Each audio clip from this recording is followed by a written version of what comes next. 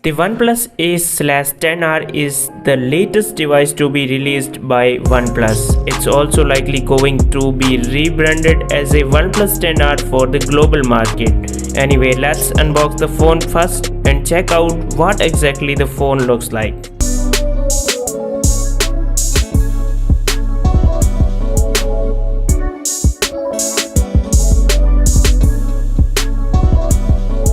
Design. The OnePlus 10R comes with plastic bag with Gorilla Glass 5 protection and unique design and unique color. It's looking good from OnePlus 10 Pro. This is OnePlus phone but it does not have a LS rider. The phone comes with 160 watt super fast charger. The phone has 6.7 inches FHD plus AMOLED display, 950 nits peak brightness, 120 Hz adaptive refresh rate and 720 Hz touch sampling rate in gaming mode, and it's a flat display.